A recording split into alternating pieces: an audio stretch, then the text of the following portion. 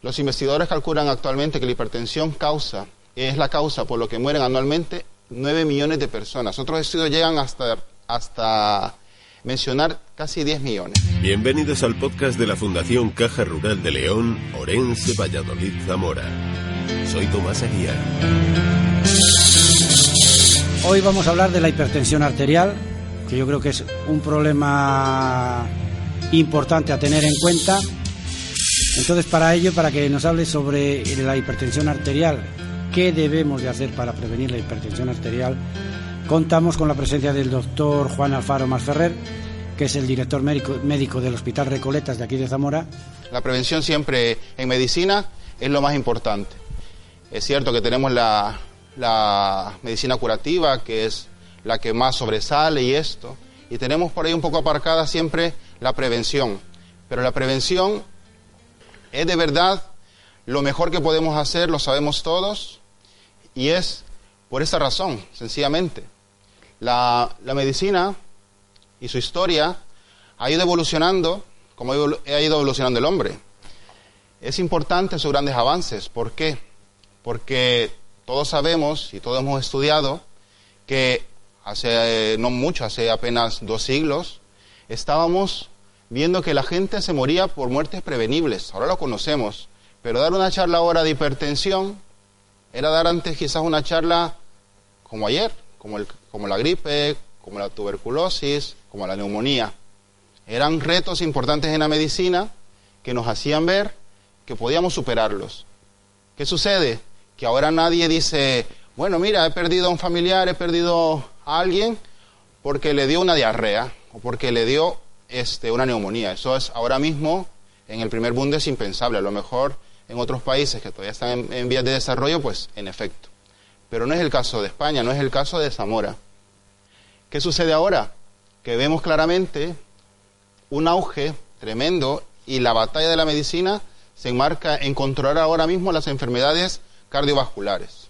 ¿Sí? Lo sabemos claramente que son el ictus, los infartos, la enfermedad arterial periférica.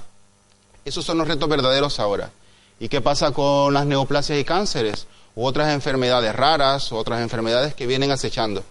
Sucede que hemos controlado esto a lo largo de la historia de la medicina. Estamos en nuestra etapa ahora de combatir las enfermedades cardiovasculares y las neoplasias y cánceres. Ahora nos están dando un problema que todos vemos y se está asomando con un gran peligro. Pero sabemos que todavía no es nuestro tiempo y que a lo mejor la próxima generación o próximas generaciones tendrán ya un poco más asumido este tema. Ahora nos toca esto.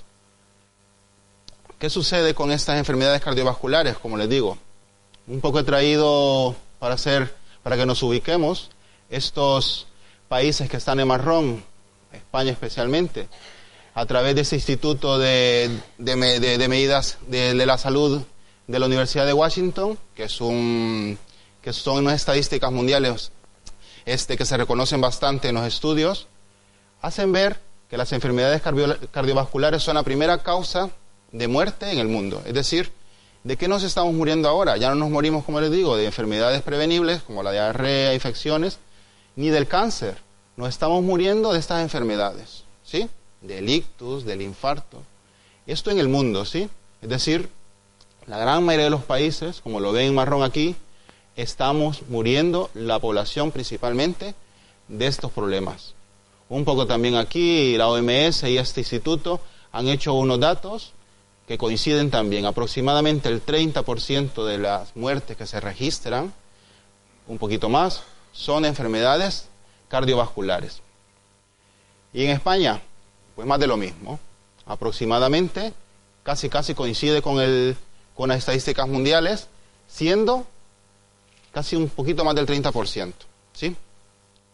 Luego, como ahí cerquita viene el cáncer, y todas las demás casi que son enfermedades de poca incidencia o prevalencia también, pero que se refieren a temas casi infecciosos. Entonces vamos a hablar de estas enfermedades así a grosso modo. Los ictus y el infarto, ¿sí? Sabemos todos que las arterias del corazón pues se ven afectadas y nos dé el infarto. Sabemos a grosso modo también de que el ictus pues es un daño en la arteria que viene desde lejos, generalmente por una arritmia conducida por el corazón que sube como un émbolo y obstruye nuestra arteria. Y aquí vamos a llegar al tema que nos concierne hoy. La arteria, la hipertensión arterial. La arteria, lo que sucede es que se ve dañada y se ve afectada. Aquí, posiblemente la arteria coronaria, si hubiese estado en su mejor momento, no hubiese podido dar la posibilidad de un infarto. Y aquí, si la arteria también no se hubiera obstruido con un émbolo, pues a lo mejor las posibilidades hubiesen sido distintas. Nos vamos a basar para hablar de esta noche en esta guía práctica clínica de la Sociedad Europea de Cardiología y la Sociedad Europea de la Hipertensión. ¿Por qué? Porque hay muchos datos. Hay muchos datos y unos leen y otros dicen que si los americanos dicen esto, que si los europeos dicen esto, que si los asiáticos dicen lo otro. A nosotros lo que nos concierne. Un poco Europa en el 2018. ¿Qué pasa con estas guías prácticas? Se hace el consenso internacional, se pone todo sobre la mesa y cada cierto tiempo, aproximadamente 5 o 10 años, salen unas guías. Las tenemos recientes, del 2018, entonces las vamos a un poco a repasar.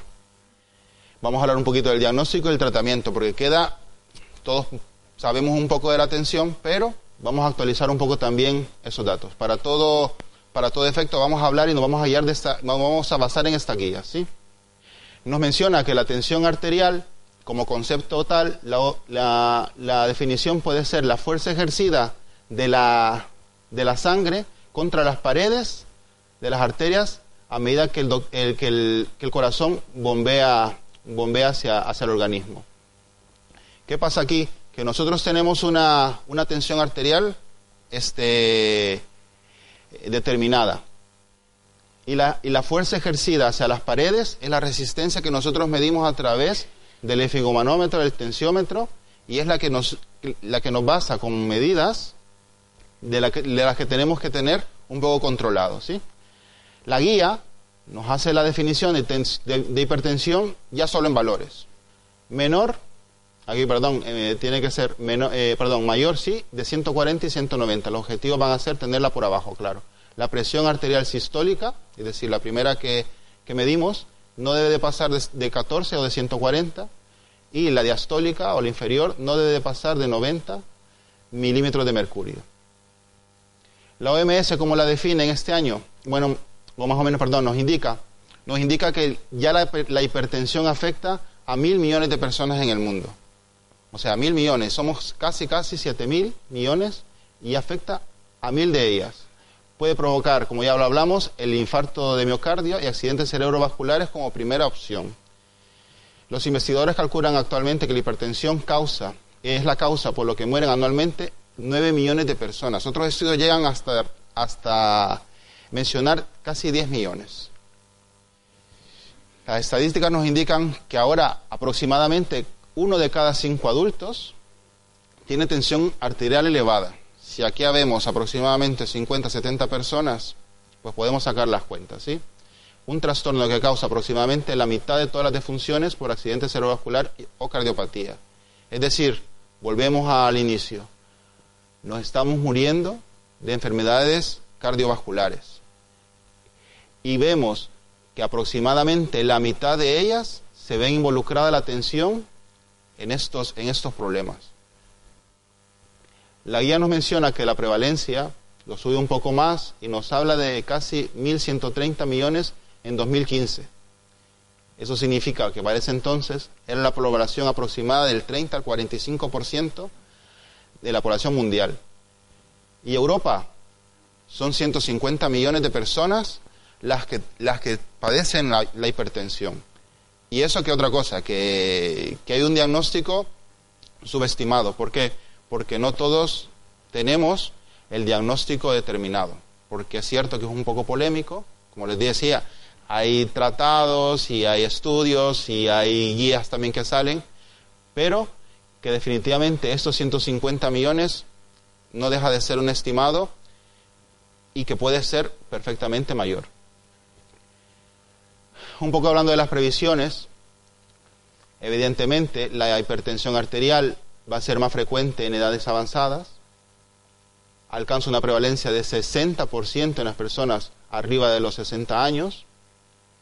Y evidentemente, nos dice la guía, que según las poblaciones envejezcan y adopten un estilo de vida más sedentario y aumenten de peso corporal, la hipertensión seguirá aumentando en todo el mundo.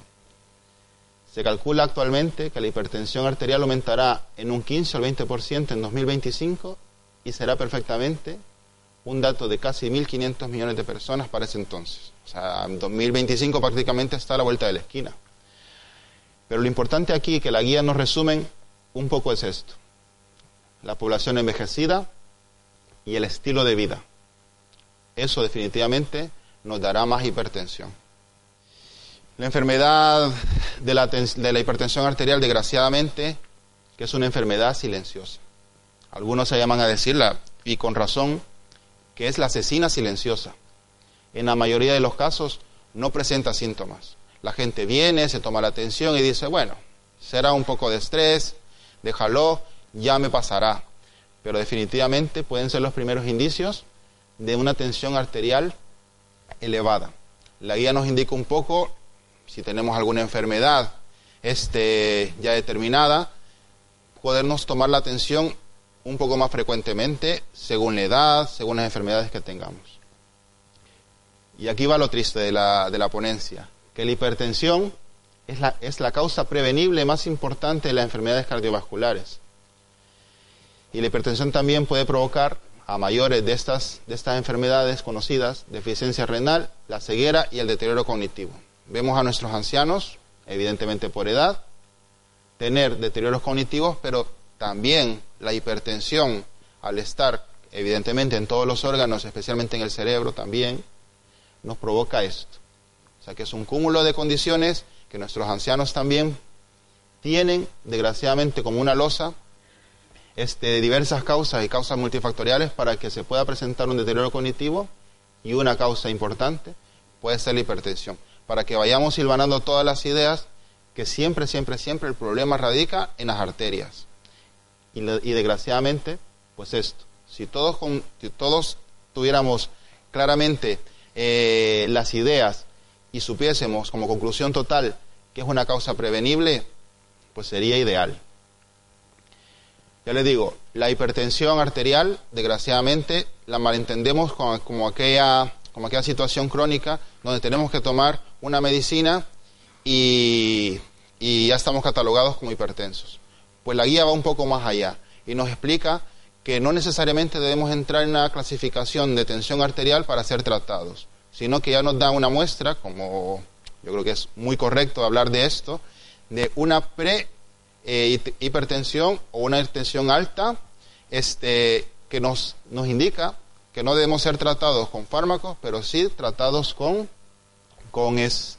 medidas prevenibles, con cambios de estilo de vida y medidas que nos puedan prevenir la hipertensión, con la finalidad de prevenir los infartos o los ictus.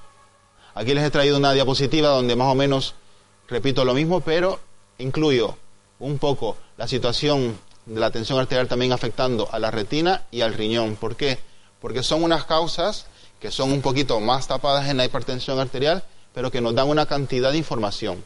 Sabemos evidentemente que ya nos dio el ictus, descubrimos que estaba ya el cristiano ahí con una tensión alta, pero muchas veces nos podemos dar cuenta también antes de algún funcionamiento anormal del riñón y también alguna situación de la visión que se nos ve alterada. Entonces, aprovechar a consultar. No necesariamente tenemos que ir a un neurólogo para que nos diga que posiblemente nuestras arterias estén mal, que va a ser muy difícil que lo determine. Quizás el cardiólogo sea el especialista que nos puede indicar un poco, a grosso modo, que hay algo en el corazón que nos da una hipertensión, porque hay signos que en ecografía pueden salir.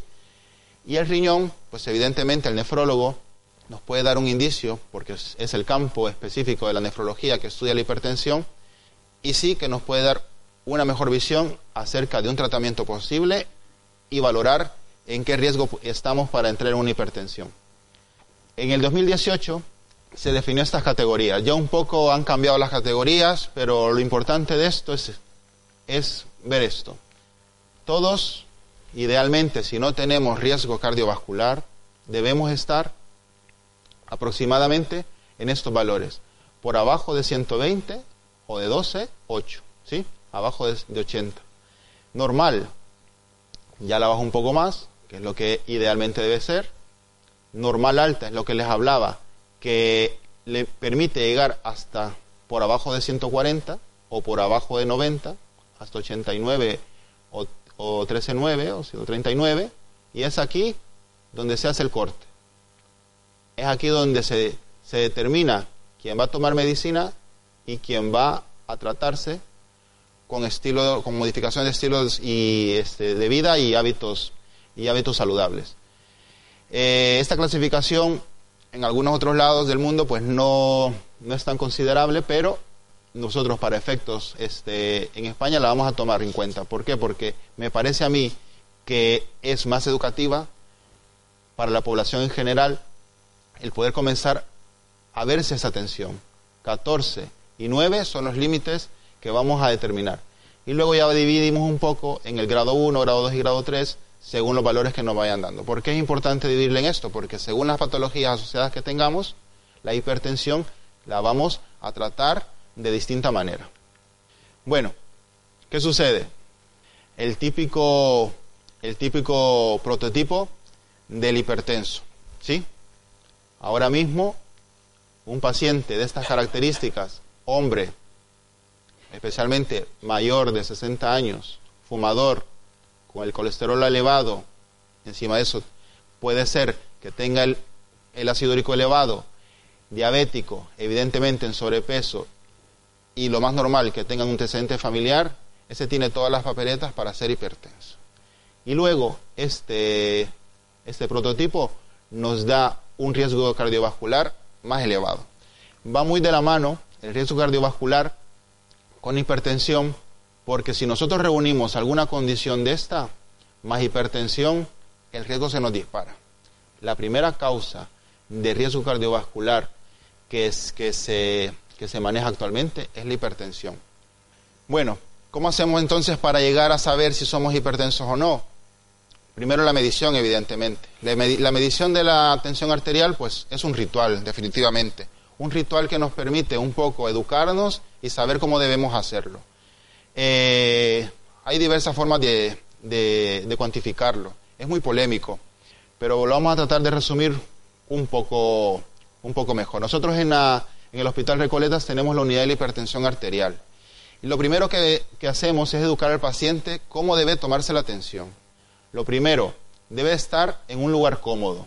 Se deben hacer al menos 3 mediciones. Más mediciones se deben realizar si presenta alguna arritmia cardíaca.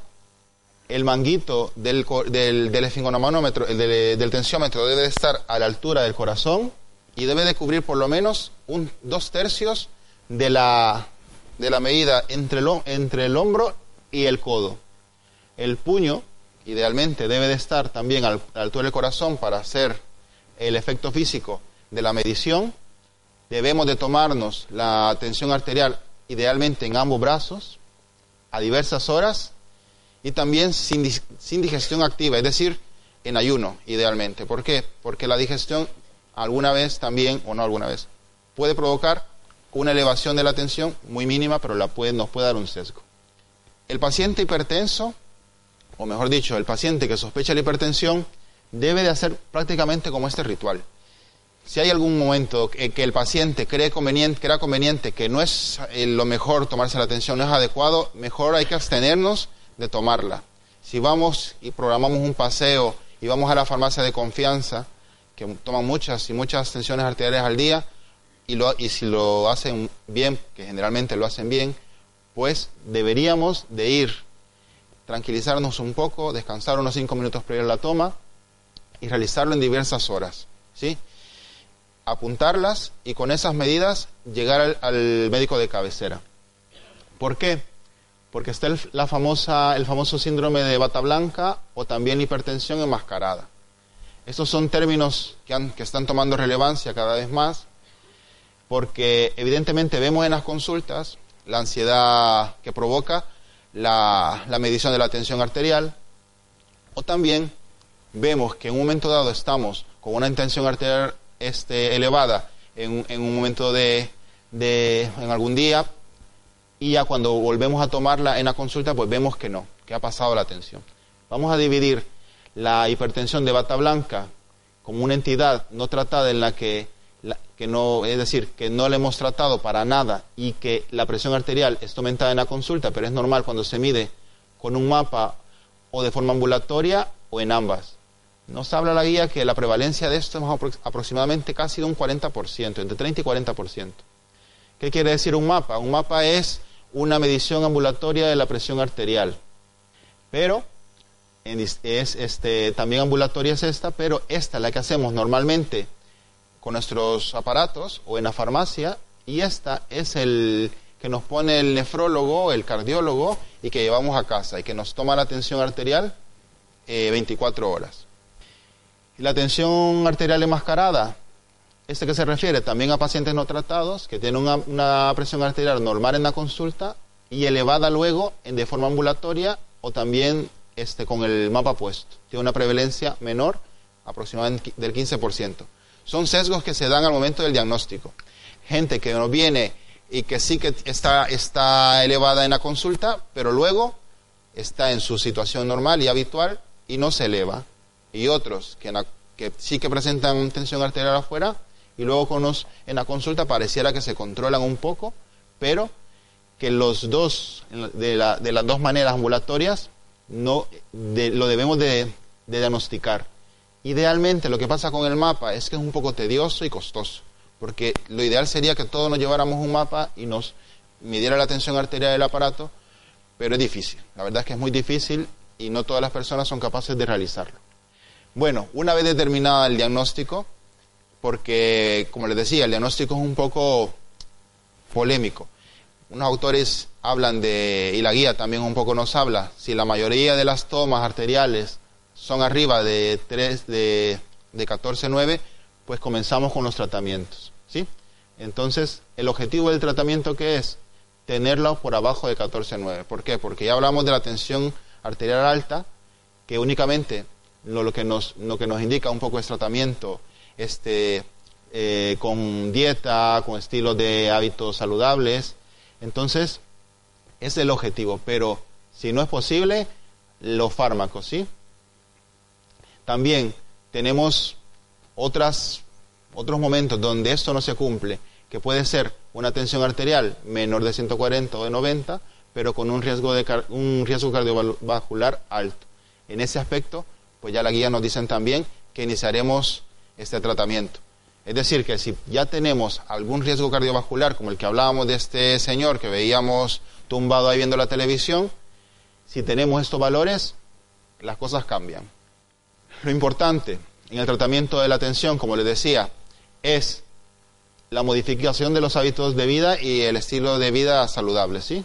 El sedentarismo, el tabaquismo, la obesidad y la alimentación deben definitivamente ser nuestra piedra angular para tratar la tensión en un inicio.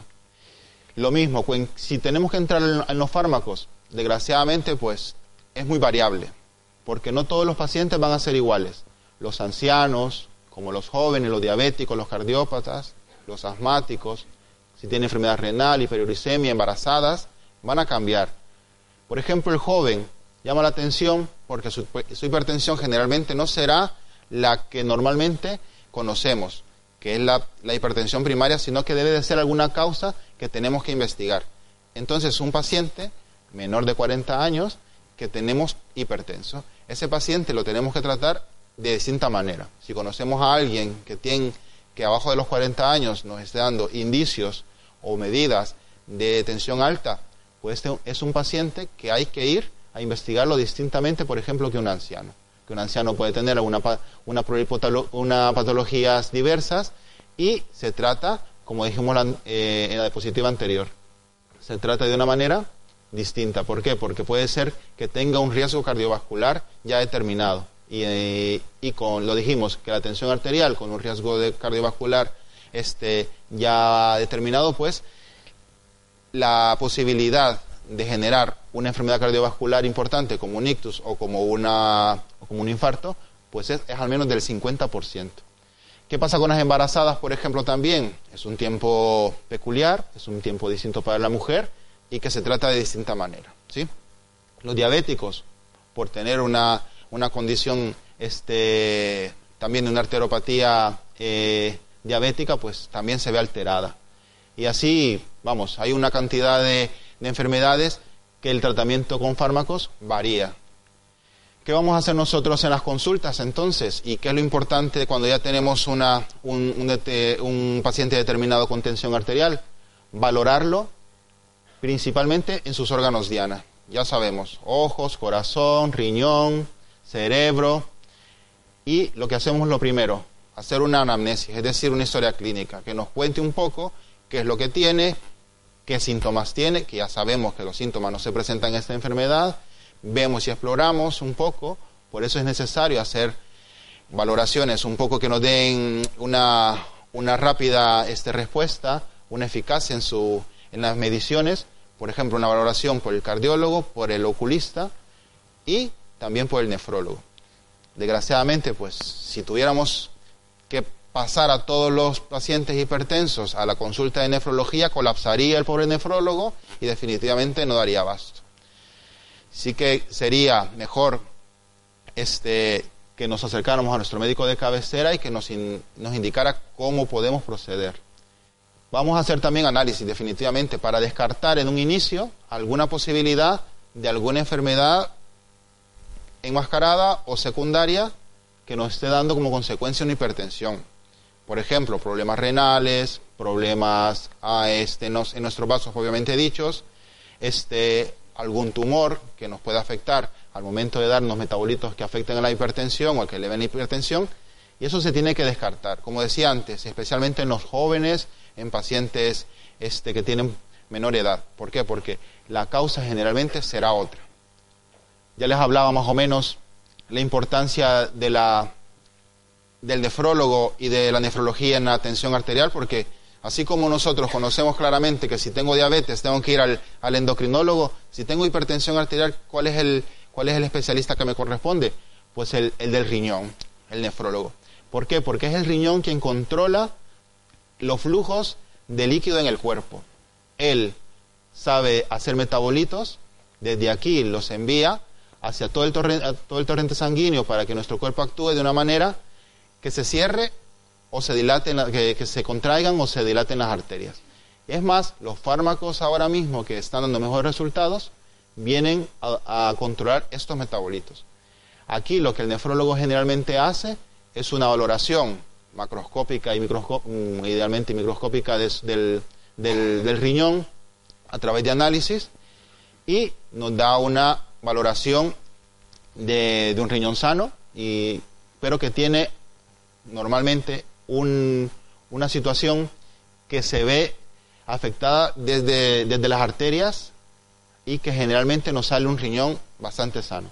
Luego, el oculista, ¿por qué? Es importante saber que el ojo tiene unas arterias particulares, que son las arterias retinianas. Estas arterias lo que hacen, o mejor dicho, su particularidad radica en que son unas arterias, por así decirlo, entre comillas, que están al exterior. Hacia el exterior del cuerpo son las únicas que nos separan desde el exterior solamente a través del cristalino, de la córnea y del muro acuoso. ¿Qué sucede? Que con una sencilla fundoscopía o fondo de ojo, el especialista ve y logra ver unas arterias, estas arterias que son las que les mencionaba, ve hemorragias, ve manchas, algunos exudados.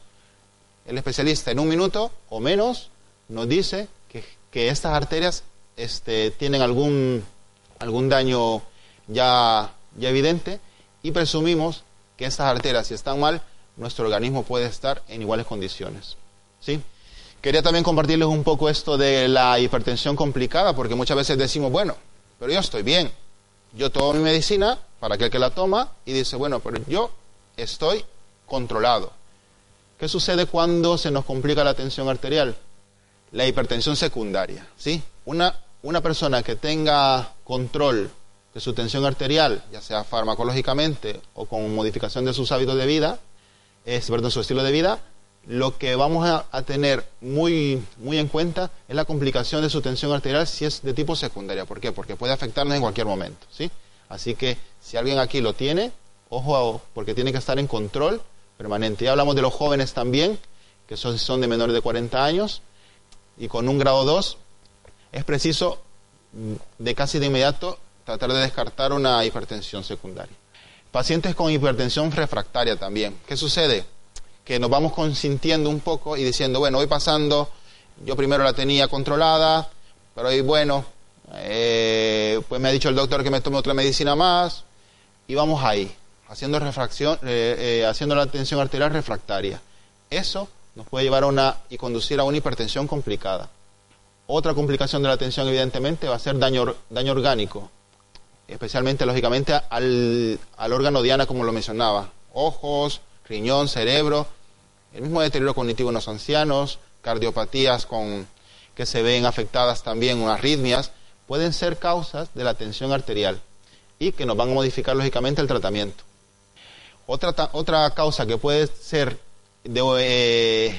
conducirnos a una hipertensión complicada puede ser una aparición de la tensión arterial súbitamente. De repente nosotros nos damos cuenta que tengo algún síntoma que ya lo hemos dicho que no da, pero vamos por algún síntoma, nos tomamos la tensión y de repente la tengo muy alta, pues eso, y sabíamos que previamente la teníamos normal, pues eso puede ser y conducir también a una hipertensión complicada.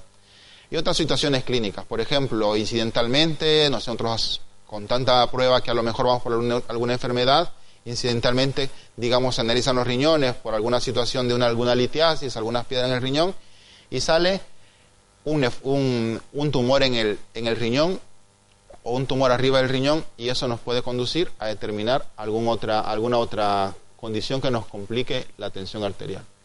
Bueno, un poco para ir concluyendo, no nos vamos a cansar en el hospital de mencionar los hábitos de vida saludables, porque es lo mejor que podemos hacer. Es increíble que a esta altura haya personas todavía, población que todavía no se concientice de eso. Yo por eso la verdad es que me alegra que haya una cantidad de público aquí importante. ¿Por qué? Porque todos podemos transmitir esto a los demás. Sabemos que evidentemente que la alimentación va a ser la piedra angular del control de la tensión arterial, más aún que el ejercicio. ¿Por qué? Porque definitivamente podemos hacer mucho ejercicio, pero si nosotros al hacer ejercicio llegamos y comemos como unos desconocidos, pues no estamos haciendo nada.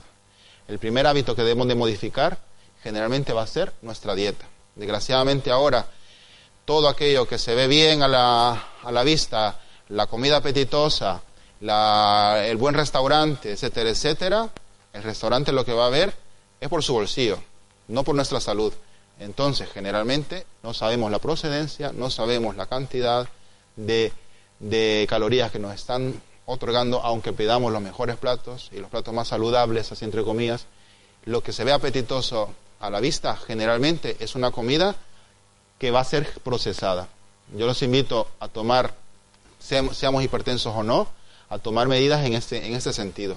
Creo que las siguientes generaciones van a darse cuenta de eso y van a ser los que van a dar un cambio, un giro total a esta situación. El ejercicio definitivamente es nuestra capacidad, pero en nuestra capacidad podemos ya desde nuestra edad comenzar a educarnos o hacer la actividad física según nuestra capacidad.